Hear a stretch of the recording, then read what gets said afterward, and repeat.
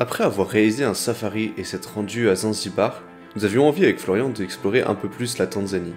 Nous nous rendons dans la région de Moshi, la plus grande ville au pied du Kilimandjaro, pour réaliser des activités un peu moins touristiques. Notre première étape est le village de Materuni, perché à 2000 mètres d'altitude sur le Kilimandjaro, et ça commence très mal. Bon, aujourd'hui, normalement, on doit faire une excursion. Mais déjà que le trajet s'éternise et est très long. On a été en plein dans une montée, et bon, apparemment, je sais pas, on l'a fait sortir la jauge d'huile, ce qui est le moteur. On dirait qu'il n'y a plus d'huile, donc je sais pas trop où on va aller. Sachant que voilà, là on est ouvert là. En plein milieu des bananiers, on est très proche du Kilimandjaro. En pleine montée. Je ne sais pas comment on va repartir. Je ne sais pas si on va faire quelque chose aujourd'hui.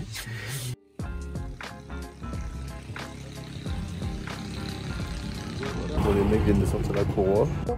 Tout va bien et non, pas du tout en fait. Donc là, clairement, on va pas repartir avec ce véhicule. 1 hour later. Bah du coup ça part sur un changement de voiture hein. Bon, ça fait 5 minutes qu'on est parti avec le nouveau véhicule, sachant qu'on a dû rester peut-être 1 heure sur place parce qu'il y a le mec qui négocie avec nous, bref. Et là qu'est-ce qu'on voit? Bon, ça fait 5 minutes hein. Il y a un camion en travers de la route. Je sais pas trop comment on va passer. Finalement on passe dans l'herbe. Let's go.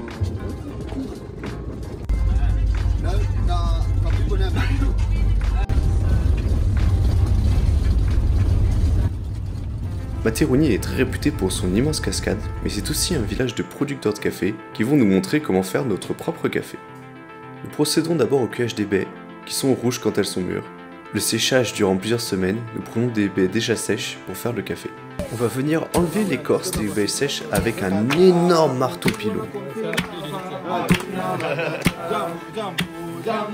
On enlève toute cette écorce, puis on fait cuire les baies.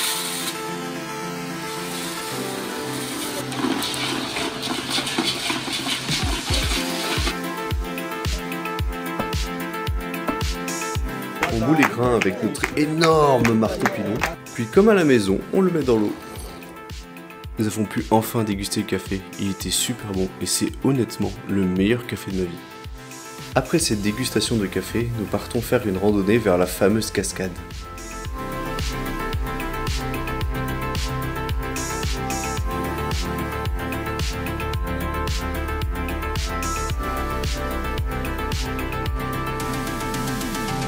Bon là on arrive à la cascade, elle est incroyable, et elle fait 90 mètres, elle est vraiment énorme, on la voit pas encore entièrement mais c'est ouf.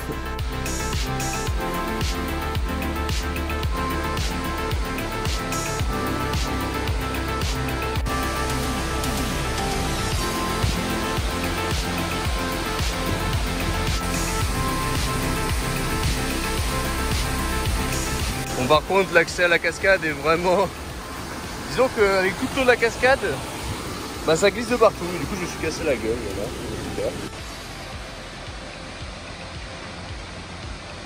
Du coup les locaux veulent nous faire goûter un truc, ça a du vin à la banane apparemment, ça ressemble à ça.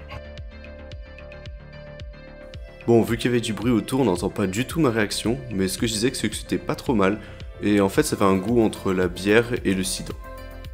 Bon bah la journée a pas très bien commencé quand même, on avait 5 heures de route, enfin on a eu 5 heures de route parce qu'on a eu des problèmes, on a eu la panne, après c'était pas du tout clair ce qu'on faisait, on était un peu en mode bon on a payé une excursion parce qu'on a payé avant, mais en fait c'est n'importe quoi et tout. Et alors finalement les gens avec qui on étaient vraiment bien, c'était super expérience, vraiment super atmosphère. En fait il y a eu 2 gars, le premier gars était très cool, il nous a expliqué comment c'est le café et tout. Et après l'autre gars il nous a fait la balade, il prenait super son temps et tout, et on a beaucoup parlé, échangé sur comment fonctionnait nos 2 pays. On est super content et maintenant on rentre, bon là on rentre avec la même voiture, on sait même pas comment ça se fait, il avait quand même pas de courant il y a 6 heures, et 6 heures il avait pas de courant, maintenant il y a une courant, il est revenu, donc c'est à dire qu'en 4 heures il l'a changé, c'est un fou, mais donc on espère qu'on va pas mourir, mais voilà, on revient avec la banane, on est content. Nous allons même avoir le droit à une superbe vue.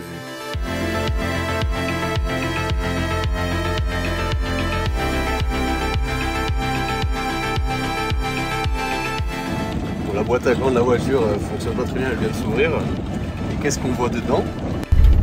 La magnifique courroie de ce matin. Donc bon, ça veut dire qu'au moins ils ont pas remis la même, parce que franchement on se demandait à un moment s'ils essaient de la coller avec du scotch. Le lendemain, nous partons pour la Raw Forest, afin d'y admirer ses rizières et ses singes. On y retrouve surtout des Colobguereza, un singe très commun en Afrique et facile à observer, car celui-ci mange juste les feuilles de son arbre.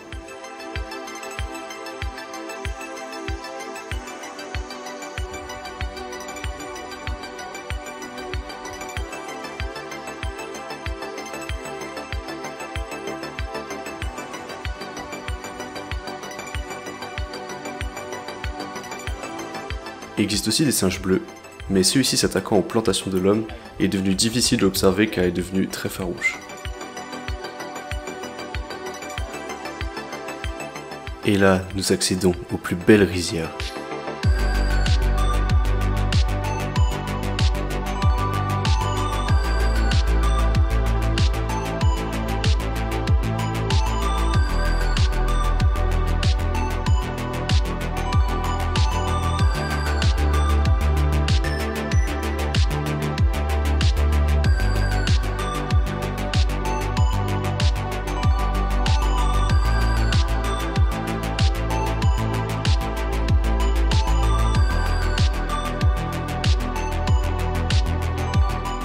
Un mec là qui fait nous chercher des noix de coco, mais il monte genre tellement haut.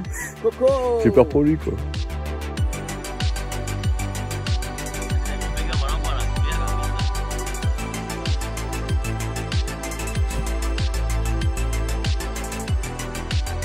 Donc, du coup on a fini l'excursion, c'était très cool. On a pu voir les rizières et franchement pour avoir fait pas mal de trucs en Asie, ils ont rien envie à l'Asie. C'est encore un truc qu'ils ont ici. C'est assez fou, il y avait vraiment plein de paysages et plein de choses à voir ici différentes. Du coup c'était cool, en plus on a fait du vélo, ça changeait comme activité. On a mangé des très bonnes noix, on a vu des très bonnes noix de coco. Ouais, très bonnes noix de coco, ça allait nous chercher très haut. Et la canne à sucre. Et la canne à sucre, ouais, la nouvelle petite découverte, c'est du coup très sucré. Voilà, l'excursion s'est terminée un peu plus tôt que ce qu'on pensait. Du coup, on rentre à pied, 1h15. Mais c'est sympa, c'est rigolo. Alors, on est vraiment immergé, pas de soucis. Grosse propriété et la rue. Enfin, le contraste est assez énorme. Et voilà, c'est ainsi que se termine cette trilogie sur la Tanzanie. Cette destination de voyage aura été vraiment incroyable. Merci d'avoir regardé toutes ces vidéos et on se retrouve bientôt pour de nouvelles aventures.